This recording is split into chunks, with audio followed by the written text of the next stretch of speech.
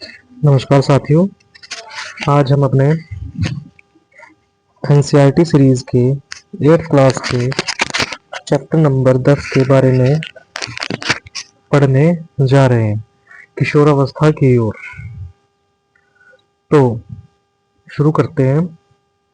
पिछले अध्याय में आपने पढ़ा कि जंतु किस प्रकार जनन करते हैं। मानव एवं बहुत से अन्य जंतु एक निश्चित आयु तक पहुंचने के बाद ही जनन कर सकते हैं। मानव किसी निश्चित आयु के बाद ही क्यों जनन कर सकते हैं, ये हमारे पास क्वेश्चन आता है कि जो मानव है वो एक निश्चित आयु के बाद ही क्यों जनन करना आरंभ करते हैं। इस अध्याय में आप मानव के शरीर में होने वाले उन परिवर्तनों के विषय में पढ़ेंगे जिनके उपरांत वह जनन हेतु सक्षम हो पाता है। अध्याय 9 में आप मानव जननांगों के विषय में पढ़ चुके हैं। इस अध्याय में हम उन हार्मोन के विषय में चर्चा करेंगे जो शिशु या बच्चे में होने वाले उन परिवर्तनों में महत्वपूर्ण भूमिका निभाते हैं जिनके कारण बच्चा बड़ा होकर वयस्क हो जाता है। यानी कि एक बच्चा जो है जब बड़ा होता है तब वो क्या है, वयस्क कहलाता है, और वयस्क होने पर उसके अंदर क्या है, बहुत सारे जो परिवर्तन है वो दिखाई देने लगते हैं। तो किशोरावस्था एवं यौवनारंभ। तो बूजो अपना 12वां जन्मदिन मना रहा था। मित्रों के चले जाने के पश्चात बूजो और पहेली अपने माता पिता के साथ बातें करने लगे। पहेली एक कन्या विद्यालय में पढ़ती है, वह हंसने लगी। उसने टिप्पणी की कि बूजो के कई मित्रों जिनसे वह 1 वर्ष बाद मिली थी की लंबाई एकाएक कितनी बढ़ गई है। उनमें से कुछ तो मूछे आने से जोकर या कार्टून नजर आ रहे थे। उसकी मां ने समझाया कि लड़के बड़े हो गए हैं, वृद्धि जन्म के समय से ही होने लगती है, परंतु 10 या 11 वर्ष की आयु के बाद वृद्धि में एकांक तीव्रता आती है और वृद्धि साफ दिखाई देने लगती है। तो शरीर में होने वाले परिवर्तन वृद्धि प्रक्रिया का एक भाग है। यह इस बात का संकेत है कि अब आप बच्चे नहीं रहे तथा युवा अवस्था में कदम रख रहे हैं। तो उसने कहा है कि जो 10 या 11 साल की आयु होती है उसमें जो वृद्धि होती है वो एकाक होती है, ठीक है। और इससे जो है हमारे शरीर के अंदर जो है बहुत सारे परिवर्तन दिखाई देने लगते हैं, ठीक है। तो इससे जो है, इससे हमें ये लगता है कि जो बच्चे हैं वो क्या है, युवा अवस्था में कदम रख चुके हैं, ठीक है। तो बूजो ने कहा शरीर में होने वाले इस परिवर्तन की अवधि कब तक रहती है। तो पहले ने कहा जीवन का ऐसा अजीब काल है कि इसमें आप न तो बच्चे रहते हैं और न ही बड़े। मैं जिज्ञासु हूँ कि क्या बाल्यकाल एवं युवावस्था के मध्य की इस अवधि का कोई विशेष नाम है। वृद्धि एक प्राकृतिक प्रक्रम है, जीवन काल की वह अवधि जब शरीर में ऐसे परिवर्तन होते हैं जिसके परिणाम स्वरूप जनन परिपक्वता आती है, किशोरावस्था कहलाती है। तो किशोरावस्था कौन सी होती है, जिसमें क्या है, शरीर के अंदर या जनन अंगों के अंदर क्या है, परिपक्वता आने लगती है। तो किशोरावस्था जो है वो लगभग 11 वर्ष की आयु से प्रारंभ होकर 18 वर्ष अथवा 19 वर्ष तक रहती है। यह अवधि क्योंकि अंग्रेजी के टीन्स या 13 से 18 या 19 वर्ष की आयु तक होती है, किशोरों को टीनेजर्स भी कहा जा सकता है। तो जो आपके किशोर होते हैं उनको टीनेजर कहते हैं। किशोरों लड़कियों में यह अवस्था लड़कों की अपेक्षा 1 वर्ष या 2 वर्ष पूर्व आरंभ हो जाती है। तो यानी कि लड़कियां जो है वो लड़कों से जल्दी ही पहले ही क्या है, मेच्योर होनी शुरू हो जाती है। तो यानी कि 1-2 साल पहले ही उनके अंदर जो है वो परिपक्वता या मेच्योरिटी आनी स्टार्ट हो जाती है। तो किशोरावस्था की अवधि व्यक्तियों में भिन्न भिन्न होती है। किशोरावस्था के दौरान मनुष्य के शरीर में अनेक परिवर्तन आते हैं। यह परिवर्तन यौवनारंभ का संकेत है। यौवनारंभ का संकेत जो है वो उसके अंदर क्या है, शरीर के अंदर क्या आना, लगातार परिवर्तन आना। इनमें से सबसे महत्वपूर्ण परिवर्तन है लड़के एवं लड़कियों की जनन क्षमता का विकास। तो किशोरों की जनन परिपक्वता के साथ ही यौवनारंभ समाप्त हो जाता है। तो पहेली और बूझों को एहसास होता है कि लंबाई में एकाक वृद्धि एवं लड़कों में हल्की दाढ़ी मूछों का आना किशोरावस्था के लक्षण है। वे यौवनारंभ में होने वाले अनेक परिवर्तनों के विषय में जानना चाहते हैं। तो यौवनारंभ में होने वाले परिवर्तन, पहला तो है लंबाई में वृद्धि। तो लंबाई में एकाक वृद्धि यौवनारंभ के दौरान होने वाले सबसे अधिक दृष्टिगोचर परिवर्तन है। इस समय शरीर की लंबी अस्थियों की अथवा हाथ एवं पैरों की अस्थियों की या हड्डियों की लंबाई में वृद्धि होती है और व्यक्ति लंबा हो जाता है। तो यहाँ पर एक चार्ट भी है बनाया हुआ, उसको हम देख सकते हैं। जैसे 8 वर्ष की आयु में जो पूर्ण लंबाई है वो लड़कों की कितनी होती है और लड़कियों की कितनी है। तो 8 वर्ष की आयु में लड़के जो है अपनी 72% हाइट को अचीव कर लेते हैं, जबकि लड़कियां जो है वो 77% हाइट को अचीव कर लेती है। ऐसे 16 की एज तक लड़के 98 तक और 99.5% गर्ल्स जो है अपनी हाइट को अचीव कर लेती है, और 17 की एज तक गर्ल्स जो है अपनी 100% हाइट को अचीव कर लेती है, जबकि लड़के 18 की एज तक जो अपनी हाइट को अचीव करते हैं। तो पूर्ण लंबाई के लिए गणना का एक फॉर्मूला जो है वो बताया गया है, जिसमें वर्तमान लंबाई सेंटीमीटर में डिवाइड बाय वर्तमान आयु में पूर्ण लंबाई का परसेंट और मल्टीप्लाई बाय 100 से आप क्या है निकाल सकते हो। ठीक है, कि कितनी हाइट जो है वो अभी हुई है। तो क्रियाकलाप 10.1 में दिए गए आंकड़ों का उपयोग करके आप एक ग्राफ भी बना सकते हैं, जो आपके पास यहाँ पर दिखाया गया है। तो प्रारंभ में लड़कियां लड़कों की अपेक्षा अधिक तीव्रता से बढ़ती है, परंतु लगभग 18 वर्ष की आयु तक दोनों अपने अधिकतम लंबाई प्राप्त कर लेती है। अलग अलग व्यक्तियों की लंबाई में वृद्धि की दर भी अलग अलग होती है अलग अलग होती है। कुछ यौवनारंभ में तीव्र गति से बढ़ते हैं तथा बाद में यह गति धीमी हो जाती है, जबकि कुछ धीरे धीरे वृद्धि करते हैं। तो पहेली ने कहा, मैं चिंतित हूँ, यद्यपि मैं लंबी हो गई हूँ, परंतु शरीर की तुलना में मेरा चेहरा छोटा है। तो पहेली को चिंतित होने की आवश्यकता नहीं है, शरीर के सभी अंग समान दर से वृद्धि नहीं करते हैं। तो ये आपके पास एक पॉइंट आ गया कि शरीर के सभी अंग जो है वो समान दर से वृद्धि नहीं करते हैं। कभी कभी किशोर के हाथ अथवा पैर शरीर के अन्य अंगों की अपेक्षा बड़ी दिखाई देते हैं, परंतु शीघ्र ही दूसरे भाग भी वृद्धि कर शारीरिक अनुपात को संतुलित कर देते हैं। तो फलतः शरीर सुडौल हो जाता है। तो आपने ध्यान दिया होगा कि किसी व्यक्ति की लंबाई उसके परिवार के किसी अन्य सदस्य के लगभग समान होती है, जिसका कारण यह है कि लंबाई माता पिता से प्राप्त जीन पर निर्भर करती है। यानी कि जो लंबाई है वो कई बार जो है माता पिता के जीन्स के ऊपर भी क्या करती है, निर्भर करती है। परंतु वृद्धि के इन वर्षों में उचित प्रकार का संतुलित आहार आवश्यक है, पर इसके साथ जो है वो संतुलित आहार भी होना क्या है, आवश्यक है, जो आपकी अस्थियों को, पेशियों को, शरीर के अन्य भागों को सही ढंग से वृद्धि करने हेतु पर्याप्त पोषण करने में सहायता करता है। आप किशोर की पोषक आवश्यकताओं के विषय में इस अध्याय में आगे पढ़ेंगे। तो शारीरिक आकृति में परिवर्तन। तो क्या आपने ध्यान दिया है कि आपकी कक्षा के छात्रों के कंधे एवं सीना निचल कक्षा के छात्रों की अपेक्षा अधिक चौड़ा होते हैं। इसका कारण यह है कि वे यौवनारंभ में प्रवेश कर चुके हैं। अब वृद्धि के कारण उनके जो है वो कंधे फैल कर चौड़े हो जाते हैं। लड़कियों में कमर का निचला भाग चौड़ा हो जाता है। तो वृद्धि के कारण लड़कों में शारीरिक पेशियां लड़कियों की अपेक्षा सुस्पष्ट एवं गठी दिखाई देती है। अतः किशोरावस्था के दौरान लड़कों एवं लड़कियों में होने वाले परिवर्तन अलग अलग होते हैं। तो यानी कि आपने जो आपकी कक्षा है, कक्षा 8 में क्या है, आपकी क्लास 8 के अंदर जो है वो आपके कुछ जो बच्चे होंगे वो ज्यादा सुडौल दिखाई देने लगते हैं, जबकि आपकी जो कक्षा 6 है, कक्षा 7 है, उसमें जो है बच्चे जो है वो कम सुडौल दिखाई देने लगते हैं। क्यों? क्योंकि उन्होंने क्या है, अपनी किशोरावस्था में कदम रख दिया है। तो स्वर में परिवर्तन होना। तो आपने ध्यान दिया है कि कभी कभी आपकी कक्षा के कुछ लड़कों की आवाज फटने लगती है।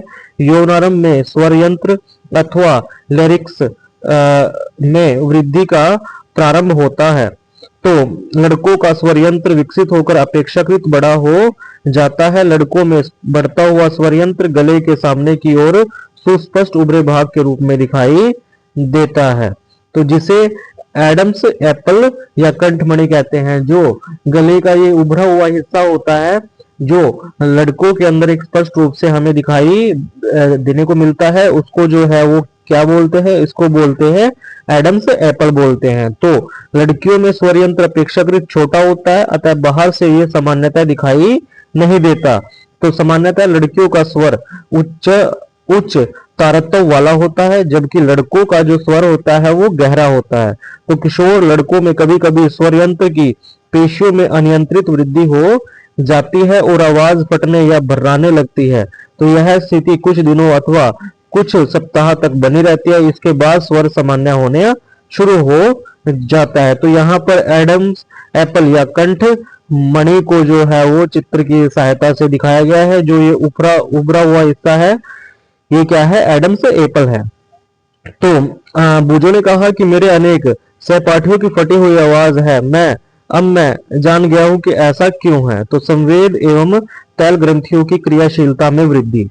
तो किशोरावस्था में एवं स्वेद एवं तैल ग्रंथियों का स्राव बढ़ जाता है। इन ग्रंथियों की अधिक क्रियाशीलता के कारण व्यक्तियों के चेहरे पर फुंसियां और मुहासे आने शुरू हो जाते हैं। तो जब किशोरावस्था में संवेद और तैल ग्रंथियों का स्राव बढ़ता है तो उसकी वजह से है जो आपके चेहरे के ऊपर जो है वो कई बार पिंपल्स और जो है मुहासे आने स्टार्ट हो जाते हैं। तो संवेद ग्रंथि, तेल ग्रंथि तथा लार ग्रंथि जैसी कुछ ग्रंथियां अपना स्राव वाहियों द्वारा स्रावित करती है।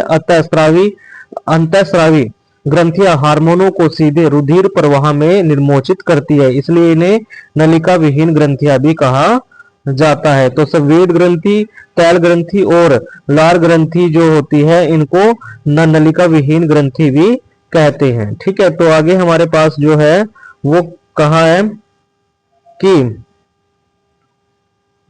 देख लेते हैं एक बार, सॉरी, जनन अंगों का विकास।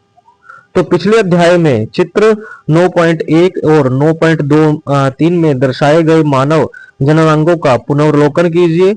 यौनारंभ में नर जननांग जैसे कि वृषण एवं शिशन पूर्णतः विकसित हो जाते हैं। वृषण से शुक्राणुओं का उत्पादन भी प्रारंभ हो जाता है। लड़कियों में अंडाशय साइज में वृद्धि हो जाती है तथा अंड परिपक्व होने लगते हैं। तो अंडाशय से अंडाणुओं का निर्मोचन भी प्रारंभ हो जाता है। यानी कि जो लड़कियां हैं और लड़के हैं उनके अंदर जो है वो जनन परिपक्वता आनी स्टार्ट हो जाती है। तो मानसिक, बौद्धिक और संवेदनात्मक परिपक्वता प्राप्त होना। तो किशोर अवस्था व्यक्ति के सोचने के ढंग में परिवर्तन की अवधि भी है। इससे व्यक्ति के सोचने का जो ढंग है वो भी क्या हो जाता है, वो चेंज होने लगता है। पहले की अपेक्षा किशोर अधिक स्वतंत्र एवं अपने प्रति अधिक सचेत होते हैं। उनमें बौद्धिक विकास भी होता है तथा वे सोचने विचारने में काफी समय लेते हैं। वास्तव में किसी व्यक्ति के जीवन में यह वह समय है जब उसके मस्तिष्क की सीखने की क्षमता सर्वाधिक होती है।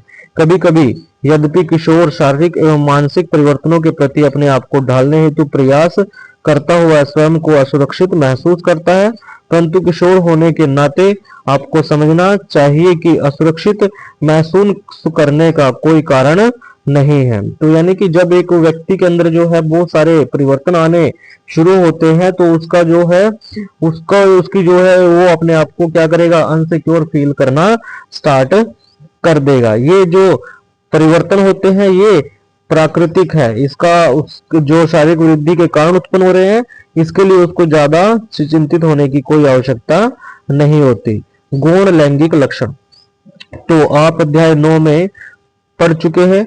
वृषण एवं अंडाशय जनन अंग है, वे युग्मक अर्थात शुक्राणु एवं अंडाणु उत्पन्न करते हैं। युवावस्था में लड़कियों में स्तनों का विकास होने लगता है तथा लड़कों के चेहरे पर बाल उगने लगते हैं अर्थात दाढ़ी मूंछ आने लगती है। ये लक्षण क्योंकि लड़कियों को लड़कों से पहचानने में सहायता करते हैं अतः इन्हें गौण लैंगिक लक्षण कहते हैं। तो गौण लैंगिक लक्षण कौन से होते हैं, जिसमें लड़के और लड़कियों में पहचान होना शुरू होने लगती है, वो क्या कहलाते हैं, गौण लैंगिक लक्षण कहलाते हैं। तो लड़कों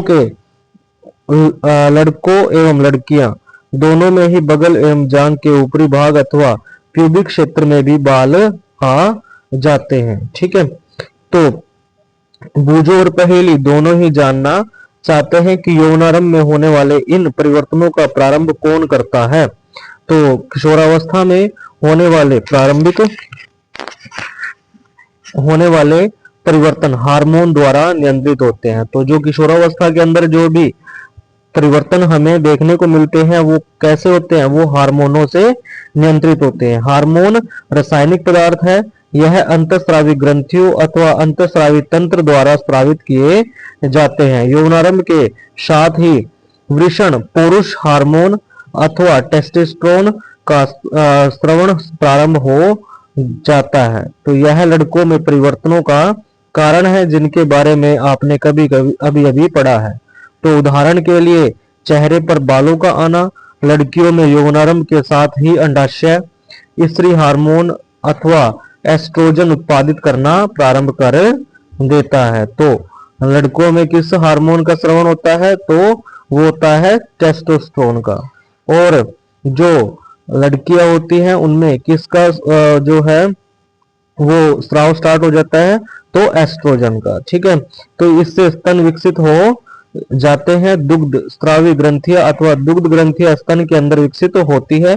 इन हार्मोन के उत्पादन का नियंत्रण एक अन्य हार्मोन द्वारा किया जाता है। तो इन सभी हार्मोनों का जो उत्पादन जो है या उनको कंट्रोल करने का जो काम करता है वो करती है हमारी पीयूष ग्रंथि, जिसको क्या बोलते हैं, पिट्यूटरी ग्रंथि भी बोलते हैं। ठीक है, तो जनन प्रक्रिया प्रारंभ करने में हार्मोन की भूमिका। तो अंतःस्रावी ग्रंथियां हार्मोन रुधिर प्रवाह में स्रावित करती है जिससे वह शरीर के विशिष्ट भाग अथवा लक्ष्य स्थल तक पहुंच सके।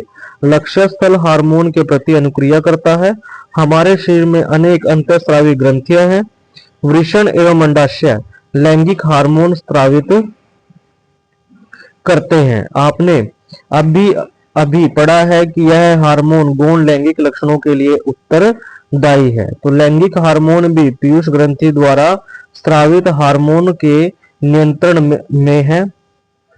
पीयूष ग्रंथि अनेक हार्मोन स्रावित करती है, उनमें से एक हार्मोन अंडाशय में अंडाणु एवं वृषण में शुक्राणु के परिपक्व होने को नियंत्रित करता है। तो पीयूष ग्रंथि से स्रावित हार्मोन जननांगों को टेस्टोस्टेरोन जो पुरुष या नर में और एस्ट्रोजन जो स्त्रियों में स्रावित करने के लिए उद्दीप्त करता है, उससे जो क्या होता है वो रुधिर प्रवाह में स्रावित किया जाता है तथा शरीर के विभिन्न भागों जैसे लक्ष्य स्थलों तक पहुंचता है और फिर यौनारंभ के समय शरीर में परिवर्तनों को उद्दीप्त करता है। तो यौनारंभ में शारीरिक परिवर्तन हार्मोन द्वारा नियंत्रित होते हैं। पहेली और बूझो अब समझ गए हैं कि यौनारंभ व्यक्ति में जनन अवधि का प्रारंभ है, जब व्यक्ति जनन की क्षमता प्राप्त करता है, परंतु वे जानना चाहते हैं कि क्या जनन काल एक बार प्रारंभ होने के बाद जीवन पर्यंत तक चलता रहता है या कभी समाप्त हो जाता है। तो मानव में जनन काल की अवधि, तो जब किशोरों के वृषण तथा अंडाशय युग्मक उत्पादित करते हैं तब वे जनन के योग्य हो जाते हैं। ठीक है, तो जो किशोरों के जो वृषण और अंडाशय जो है वो युग्मक उत्पादित करना शुरू कर देते हैं, तो वो क्या हो जाते हैं, जनन के योग्य हो जाते हैं। तो युग्मक की परिपक्वता एवं उत्पादन की क्षमता पुरुषों में स्त्रियों की अपेक्षा अधिक अवधि तक रहती है। स्त्रियों में जननावस्था का प्रारंभ यौनावस्था से हो जाता है, यानी कि 10 से 12 वर्ष तक स्त्रियों में जननावस्था का प्रारंभ होना स्टार्ट हो जाता है, जिसको क्या बोलते हैं, यौनारंभ बोलते हैं। तथा सामान्यतः 45 से 50 वर्ष तक ये क्या रहता है, चलता रहता है। तो यौनारंभ पर अंडाणु परिपक्व होने लगते हैं। अंडाशयों में एक अंडाणु परिपक्व होता है तथा लगभग 28 से 30 दिनों के अंतराल पर किसी एक अंडाशय द्वारा निर्मोचित होता है। इस अवधि में गर्भाशय की दीवार मोटी हो जाती है जिससे वह अंडाणु के निषेचन के पश्चात युग्मज को ग्रहण कर सके। इसके फलस्वरूप गर्भ धारण होता है। यदि अंडाणु का निषेचन नहीं हो पाता तब उस स्थिति में अंडाणु तथा गर्भाशय का मोटा स्तर उसकी रुधिर वाहिकाओं सहित निस्तारित हो जाता है। इससे स्त्रियों में रक्तस्राव होता है जिसे ऋतुस्राव अथवा रजोधर्म कहते हैं। तो ऋतुस्राव लगभग 28 से 30 दिन में एक बार होता है। पहला ऋतुस्राव यौनारंभ में होता है जिसे रजो दर्शन कहते हैं। लगभग 45 से 50 वर्ष की आयु में ऋतुस्राव होना रुक जाता है। ऋतुस्राव के रुक जाने को क्या बोलते हैं? रजोवृत्ति कहते हैं। ठीक है, तो जब जो है स्त्रियों में क्या होता है? रक्तस्राव होता है, उसे क्या है, क्या बोलते हैं? उसे ऋतुस्राव या रजो धर्म कहते हैं। ठीक है, और ये जब पहला जो ऋतुस्राव होता है यौनारंभ में, उसे क्या कहा जाता है? उसे कहा जाता है रजो दर्शन। और जो अंतिम होता है उसको क्या बोलते हैं? रजो निवृत्ति। ठीक है, तो प्रारंभ में ऋतुस्राव चक्र अनियमित हो सकता है तथा इसके नियमित होने में कुछ समय लग सकता है। पहेली कहती है कि स्त्रियों में जनन काल की अवधि रजो दर्शन से रजोनिवृत्ति तक होती है। क्या वह सही है? तो ऋतुस्राव चक्र का नियंत्रण हार्मोन द्वारा होता है। इस चक्कर में अंडाणु का परिपक्व होना, इसका निर्मोचन, गर्भाशय की दीवार का मोटा होना एवं निषेचन न होने की स्थिति में इसका टूटना शामिल है। यदि अंडाणु का निषेचन हो जाता है तो वह विभाजन करता है तथा गर्भाशय में विकास के लिए स्थापित हो जाता है, जैसा कि आप पिछले अध्याय में पढ़ चुके हैं। तो संतति का लिंग निर्धारण किस प्रकार होता है? तो मैंने अपनी माँ और चाची की बातें करते हुए सुना है कि मेरी चचेरी बहन का होने वाला लड़का लड़का होगा या लड़की। मुझे यह जानने की उत्सुकता है इस बात का निर्धारण कैसे होता है कि निषेचित अंडाणु लड़के में अथवा लड़की में विकसित होगा, लड़का अथवा लड़की। तो निषेचित अंडाणु अथवा युग्मनज में जन्म लेने वाले शिशु के लिंग निर्धारण का संदेश होता है। यह संदेश निषेचित अंडाणु में धागे से संरचना अर्थात गुण सूत्र में निहित होता है। अध्याय 8 का स्मरण कीजिए कि गुण सूत्र अनेक कोशिका के केंद्रक में उपस्थित होते हैं। सभी मनुष्यों की कोशिकाओं के केंद्रक में 23 जोड़े गुणसूत्र पाए जाते हैं। इनमें से 2 गुणसूत्र एक जोड़ी लिंग गुणसूत्र है जिसे एक्स एवं वाई कहते हैं। स्त्री में 2 एक्स गुणसूत्र होते हैं जबकि पुरुष में 1 एक्स और 1 वाई गुणसूत्र होता है। तो युग्मक अंडाणु तथा शुक्राणु में गुणसूत्रों का एक जोड़ी होता है। अनिषेचित अंडाणु में सदा एक्स गुणसूत्र होता है, परंतु शुक्राणु 2 प्रकार के होते हैं जिनमें से एक प्रकार में एक्स गुणसूत्र एवं दूसरे में वाई गुणसूत्र होता है। तो चित्र 10.4 को देखिए। जब एक्स गुणसूत्र वाला शुक्राणु अंडाणु को निषेचित करता है तो युग्मनज में 2 एक्स गुणसूत्र होंगे तथा वह मादा शिशु में विकसित होगा। यदि अंडाणु को निषेचित करने वाले शुक्राणु में वाई गुणसूत्र है तो युग्मनज नर शिशु में विकसित होगा। तो यहाँ पर आपका जो है एक चित्र दिखाया गया है कि कैसे जो है लिंग निर्धारण होता है। ठीक है, अगर शुक्राणु से एक्स जो है गुणसूत्र आ रहे हैं तो वो जो है क्या बनाएगा? वो बनाएगा आपका मादा को। और अगर शुक्राणु से वाई आ रहे हैं तो क्या बनाएगा? वो बनाएगा नर को। तो जब अब आप जान गए हैं कि जन्म से पूर्व शिशु के लिंग का निर्धारण उसके पिता के लिंग गुणसूत्रों द्वारा किया जाता है। तो यह धारणा है कि बच्चे के लिंग के लिए उसकी मां उत्तरदायी है, तो ये पूर्णतः निराधार है और अन्याय संगत है। तो लिंग हार्मोन के अतिरिक्त अन्य हार्मोन। तो चित्र 10.3 का पुनः अवलोकन कीजिए। पीयूष ग्रंथि द्वारा स्रावित हार्मोन जननांगों को उनके हार्मोन उत्पन्न करने के लिए उद्दीप्त करते हैं। आप पढ़ ही चुके हैं कि पीयूष ग्रंथि एक अंतःस्रावी ग्रंथि है जो मस्तिष्क से जुड़ी होती है। पीयूष ग्रंथि वृषण एवं अंडाशय के अतिरिक्त हमारे शरीर में थायराइड, अग्नाशय एवं एड्रिनल अधिवृक्क जैसी कुछ अन्य अंतःस्रावी ग्रंथियां भी है। जैसे यहाँ पर आपका जो है दिखाया गया है कि पीयूष ग्रंथि कहाँ होती है, थायराइड ग्रंथि कहाँ होती है, एड्रिनल ग्रंथि कहाँ होती है, अग्नाशय कहाँ है, स्त्रियों में अग्नाशय की स्थिति कहाँ होती है, अंडाशय की स्थिति कहाँ होती है और पुरुषों में वृषण कहाँ होता है। तो मनुष्य के शरीर में अंतःस्रावी ग्रंथियों की स्थिति को आपको यहाँ पर दिखाया गया है। बूझो और पहेली को याद है कि एक बार जब वह अपने डॉक्टर बुआ के यहाँ गए थे तब उन्होंने वहां काका नाम के एक लड़के को देखा था जिसका गला बहुत फूला हुआ था एवं उभरा हुआ था। उनकी बुआ ने उन्हें बताया था कि काका गोइटर नामक व्याधि से ग्रस्त है, जो थायराइड ग्रंथि का रोग है। तो थायराइड ग्रंथि का रोग कौन सा है? वो है आपका गोइटर। ठीक है, तो काका थायराइड ग्रंथि थायरॉक्सिन हार्मोन का उत्पादन नहीं कर रही थी। उनकी बुआ ने यह भी बताया कि उनके फूफा जी मधुमेह से पीड़ित है, क्योंकि उनका अग्नाशय इंसुलिन हार्मोन का उत्पादन पर्याप्त मात्रा में नहीं कर रहा है। क्योंकि जो उनका अग्नाशय के अंदर क्या है, इंसुलिन जो है वो उत्पादित होता रहता है, जो हमारे शुगर लेवल को क्या करता है, मेंटेन करने का काम करता है। तो बुजो और पहेली ने उनके दवाखाने में टंगे चार्ट में दर्शाए गए एड्रिनल ग्रंथि के विषय में पूछा। उनकी बुआ ने उन्हें बताया कि एड्रिनल ग्रंथि जैसे हार्मोन स्रावित करती है, जो रुधिर में नमक की मात्रा को संतुलित करता है। एड्रिनल नामक हार्मोन का स्रावण भी करती है। एड्रिनल क्रोध, चिंता एवं उत्तेजना की अवस्था में तनाव के संयोजन का कार्य करता है। थायराइड एवं एड्रिनल ग्रंथि पीयूष ग्रंथि द्वारा स्रावित हार्मोन के माध्यम से प्राप्त आदेश के अनुसार ही अपने हार्मोन का स्रवण करती है। पीयूष ग्रंथि वृद्धि हार्मोन भी स्रावित करती है, जो व्यक्ति की सामान्य वृद्धि के लिए आवश्यक है। तो बुजो ने कहा कि क्या अन्य जंतुओं में भी हार्मोन स्रावित होते हैं? क्या जनन प्रक्रिया में उनका कोई योगदान है? तो कीट एवं मेंढक में जीवन चक्र पूर्ण करने में हार्मोन का योगदान। तो आप रेशम के कीट एवं मेंढक के जीवन चक्र के विषय में तो पढ़ ही चुके हैं। इल्ली को वयस्क शलभ बनने तक अनेक चरणों से गुजरना पड़ता है। कक्षा 7 में पढ़े रेशम के कीटों के जीवन चक्र का स्मरण कीजिए। इस प्रकार टेडपोल को भी वयस्क मेंढक बनने के लिए अनेक चरणों से गुजरना पड़ता है। लार्वा से वयस्क बनने के इस परिवर्तन को क्या कहा जाता है? कायांतरण कहते हैं। तो जो लार्वा है, लार्वे से जब क्या बनेगा? वयस्क होगा, तो जो इसके अंदर परिवर्तन होंगे उसको क्या बोलेंगे? कायांतरण बोलेंगे। कीटों में कायांतरण का नियंत्रण कीट हार्मोन द्वारा होता है।